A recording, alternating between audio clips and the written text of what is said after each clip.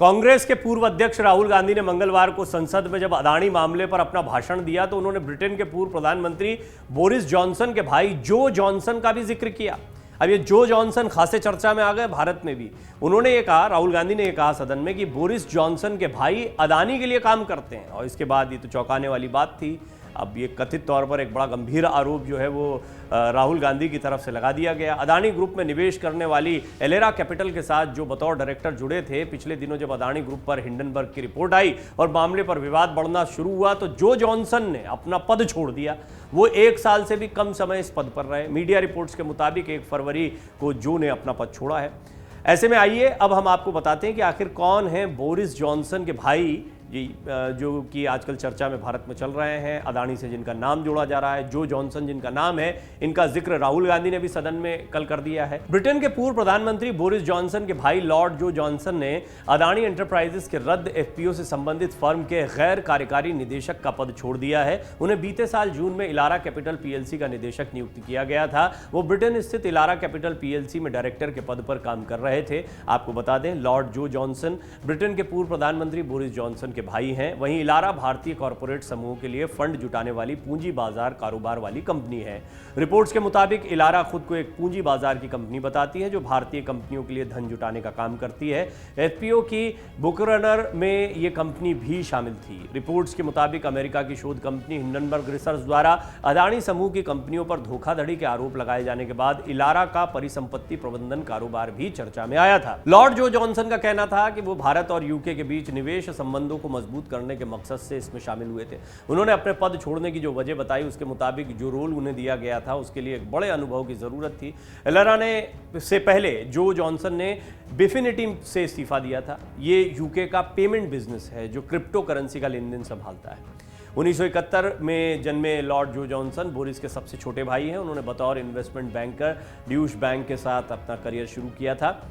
इसके बाद वो फाइनेंशियल टाइम्स के जर्नलिस्ट के तौर पर भी काम कर चुके हैं। इस संगठन से जुड़ने के बाद ही वो लेक्स का नेतृत्व करने लगे। लेक्स ब्रिटेन के बिजनेस जर्नलिज्म में सबसे प्रभावशाली पद है।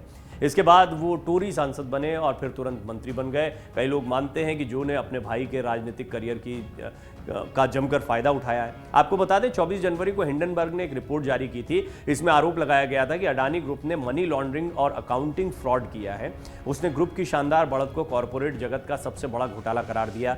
इसके उलट ग्रुप ने इन सभी आरोपों को बेबुनियाद और झूठा बताया है। अदानी ग्रुप पर विपक्ष के हमलावर होने की एक वजह यह भी है कि गौतम अदानी प्रधानमंत्री मोदी के करीबी हैं।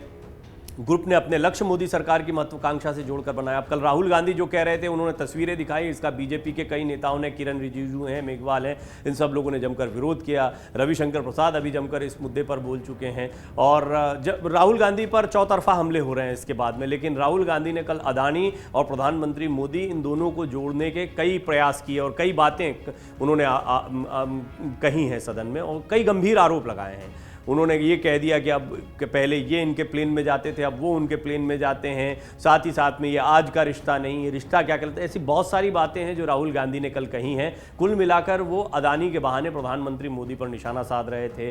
अब अदानी के साथ में जो जॉनसन, जो बोरिस जॉनसन के भाई हैं, उनका नाम जोड़ा जा रहा है। यहाँ पर एक अहम बात यह है कि चाहे वो बांग्लादेश की बात कही गई हो, श्रीलंका की बात कही गई हो, नेपाल की बात, ये कहा गया कि विदेशी दौरों के दौरान क्या अदानी को फायदा पहुंचाया गया है। ये आरोप भी कल राहुल गांधी ने लगाए हैं। तो इसमें कहीं ना कहीं बोरिस जॉनसन के भाई का नाम जोड़कर भी कथित तौर पर इस मामले को और बड़ा बनाया जा रहा है या इस मामले को और बड़ा गंभीर दिखाया जा रहा है कि अंतर्राष्ट्रीय स्तर पर भी बिजनेस को लेकर क्या अदानी समूह को भारत सरकार की तरफ से फायदा पहुंचाया गया। इस बात को दिखाने की कोशिश कांग्रेस की तरफ से, राहुल की तरफ से की जा रही है। इस मामले को लेकर कांग्रेस पार्टी ने मोदी सरकार से मांग की है कि इस केस की जेपीसी के माध्यम से जांच कराई जाए। जेपीसी की मांग इसलिए करवाई जा रही है कि एलआईसी और एसबीआई के पैसों को लेकर जनता की जो सेविंग इन बैंकों में या इन जगहों पर जमा है, उसके पैसे का क्या हुआ है, वो पैसा कब कब दिया गया है, वो पैसा कितना सुरक्षित है, जैसी बातों पर जनता को स्पष्टीकरण दिया जाना चाहिए। डाउनलोड करें अमर उजाला ऐप और पाएं खबरें लगातार। अगर आप ये वीडियो YouTube पर देख रहे हैं तो हमारे चैनल को सब्सक्राइब करें और बेल आइकन को दबाना ना भूलें। अगर आप Facebook पर ये वीडियो देख रहे हैं तो हमारे पेज को लाइक करें।